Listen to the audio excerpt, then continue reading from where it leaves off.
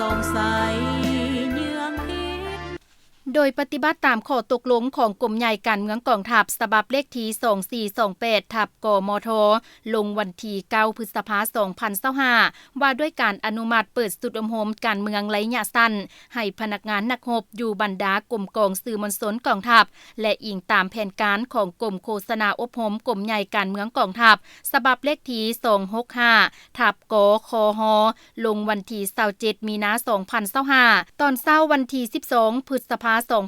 2025กรมโฆษณาอบรมกรมใหญ่การเมืองกองทัพได้จัดพิธีเปิดสุดอมโหมการเมืองระยะสั้นโดยการเป็นประธานของสหายพันเอกแก้วสุวรรณผางพิลาวงศ์หัวหน้ากรมโฆษณาอบรมกรมใหญ่การเมืองกองทัพการอบรมครั้งนี้เพื่อแนะใส่ยกระดับทฤษฎีการเมืองหลักการแบบแผนวิธีเฮ็ดเวียกให้พนักงานนักรบอยู่บรรดากรมกองสื่อมวลชนกองทัพให้มีประสิทธิภาพสูงขึ้นและทั้งเป็นการสร้างกระบวนการต้อนรับ3วันประวัติศาสตร์ของชาติโดยเฉพาะวันชาติที่2ธันวาคมครบรอบ50ปีและวันคล้ายวันเกิดของประธานไกรสอนพรหมวิหารผู้นำที่แสนเคารพรักของปวงชนลาวทั้งชาติครบรอบ105ปีให้มีบรรยากาศฝดฟื้นและกว้างขวาง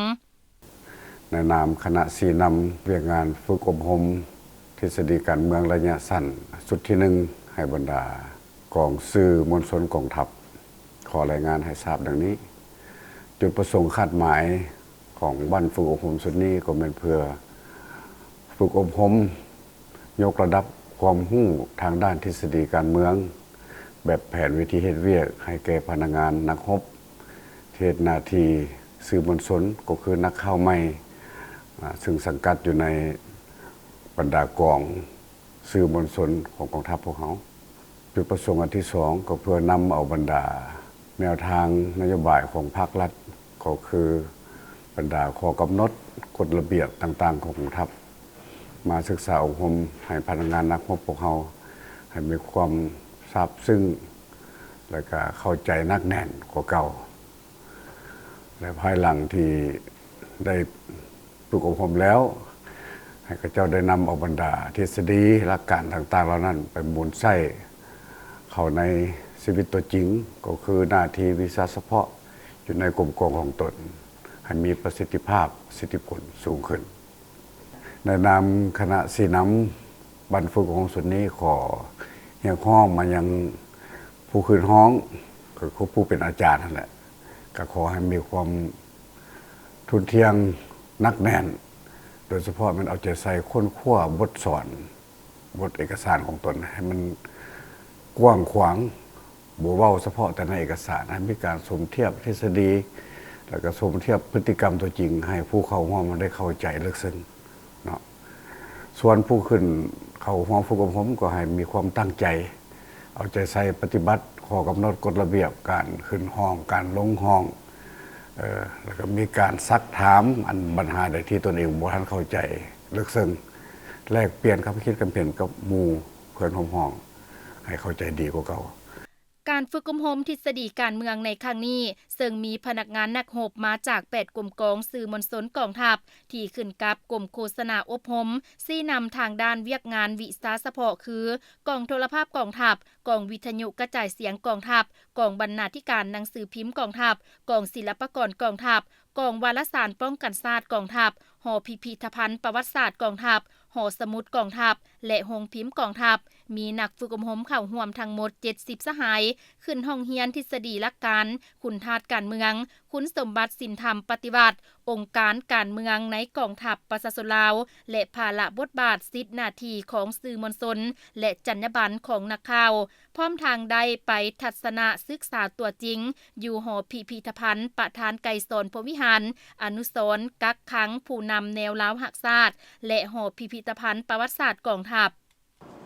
การขึ้นห้องฝึกอบรมทฤษฎีการเมืองให้พนักงานนักรบและนักข่าวอยู่บรรดา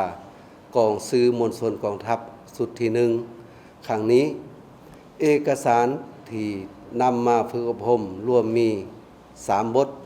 ต้นตอนั้นบทที่1ตั้งหน้าฝึกฝนหล่อหลอมคุณถาดการเมืองคุณสมบัติศีลธรรมปฏิบัติให้พนักงานสมาชิกพรรคและนักรบ บทที่2องค์การการเมืองในกองทัพประชาชนลาวสำหรับบทที่3เว้าถึงพระบทบาทสิทธิหน้าที่ของสื่อมวลชนและจรรยาบรรณของนักข่าวกองทัพประชาชนลาวและสำหรับเวลาจะนำมาฝึกอบรมนี้รวมมี84ชั่วโมงในนี้ขึ้นห้องเรียนทฤษฎีตัวจริง42ชั่วโมงและมีเวลาสนทนาเขียนบทเก็บเกี่ยวเที่ยวส้มหอพิพิธภัณฑ์ประวัติศาสตร์กองทัพ42ชั่วโมงรวมทั้งหมดใส่เวลาอยู่7วันซึ่งจะเริ่มแต่วันที่12ถึงวันที่20พฤษภาคมปี2025จึงสำเร็จการฝึกอบรมเป็นสุดที่1การไปทัศนศึกษาอยู่บรรดาหอพิพิธภัณฑ์ประวัติศาสตร์ของชาติของกองทัพเพื่อแนะไซให้นักฝึกอบรมศึกษาเรียนรู้มูลเชื่อประวัติศาสตร์ของท่านผู้นำแนวลาวรักชาติและมูลเชื่อการต่อสู้อันพิละอาจหาญสละส่องใสของประธานไกรสอนพรหมวิหารและผู้นำอื่นที่มีน้ำใจรักชาติและมูลเชื่อการต่อสู้ปลดปล่อยชาติของกองทัพประชาชนลาวภายใต้การนำพาของพรรคประชาชนลาวในสมัยก่อนนักฝึกอบรมจะได้นำเอาบทเรียนอันล้ำค่าไปมูลไส้เข้าในการปฏิบัติหน้าที่วิชาเฉพาะและดำรงชีวิตประจำวันของตนให้มีประสิทธิภาพสูงสหายพันโทภูวงศ์หัวหน้าแผนกสื่อมวลชนกรมโฆษณาอบรมกรมใหญ่การเมืองกองทัพนำพานักฝึกอบรมทฤษฎีการเมืองระยะสั้นให้ฮู้ว่านี้จุดประสงค์มาทัศนะวันนี้ก็คือทำเฮียนฮู้เอาน้ำใจอันเสียสละคุณงามความดีก็คือคุณสมบัติศีลธรรมปฏิวัติเพื่อไปมูลไส้ในชีวิตตัวจริงเพื่อทำเฮียนเอาทฤษฎีและการเคลื่อนไหวปฏิบัติของประธานไกรสอนพรหมวิหารในครั้งนี้เป็นมูลไส้ให้มีประสิทธิผลผ่านการฝึกอบรมทางด้านทฤษฎีและหลักการตัวจริงผู้เข้าร่วมการฝึกอบรมได้กำแน่นพื้นฐานบทเรียนที่ครูอาจารย์ขึ้นห้องซิดสอนและเสื่อมซึมเข้าใจอย่างลึกซึ้งเกี่ยวกับเนื้อในบทเรียนซึ่งภายหลังสำเร็จการฝึกอบรมในครั้งนี้ครับจะนำเอาเนื้อในพื้นฐานทฤษฎีดังกล่าวนี้เพื่อเป็นบทอิงเป็นมูลไส้ในการปฏิบัติเขาในหน้าที่งานตัวจริงอยู่ภายในกลุ่มกองให้เกิดประโยชน์สูงสุดเนาะเป็นต้นแมนเพื่อรับประกันให้แก่การเคลื่อนไหวเวียงงานสื่อมวลชนในกองทัพโดยเฉพาะมันอยู่ภายในกลุ่มกองนี่เนาะให้เพื่อว่าให้มีการหันเปลี่ยนดีขึ้นกว่าเก่าข้าพเจ้าก็เป็นหนึ่งในนักฝึกอบรมในครั้งนี้เนาะถือว่าผ่านการฝึกอบรมเรียนรู้ในครั้งนี้ข้าพเจ้าก็ถือว่าได้เรียนรู้คุณธาตุการเมืองและคุณสมบัติศีลธรรมปฏิวัติและโครงการการเมืองในกองทัพประชาชนลาวพร้อมด้วยเวียกงานสื่อมวลชนและจรรยาบรรณของนักข่าวถือว่าก็มีความสำคัญหลายฉะนั้นพวกเราเป็นนักสื่อมวลชนเป็นนักข่าวเป็นกระบอกเสียงของขั้นเทิงเป็นเสนาธิการแห่งกองทัพประชาชนลาวนี้ฉะนั้นพวกเราต้องได้เอาใจใส่ในปัญหาดังกล่าวในจรรยาบรรณและข้อห้ามดังกล่าวนี้เพื่อปฏิบัติหน้าที่ของตนให้สำเร็จผลตามที่ว่าขั้นเทิงภาครัฐได้มอบหมายหน้าที่อันมีเกียรติให้พวกเราครับสั่งรวมแล้วการฝึกอบรมทฤษฎีการเมืองระยะสั้นให้พนักงานนักรบที่เฮ็ดเวียกสื่อมวลชนของกองทัพแม่นเพื่อยกสูงระดับความรู้ทางด้านคุณธาตุการเมืองคุณสมบัติศีลธรรมปฏิบัติและกำแน่นเนื้อในจิตใจของบทเรียนเพื่อนำไปจัดตั้งปฏิบัติเข้าในเวียกงานวิชาเฉพาะและดำรงชีวิตให้มีประสิทธิภาพสูงขึ้นเรื่อยๆ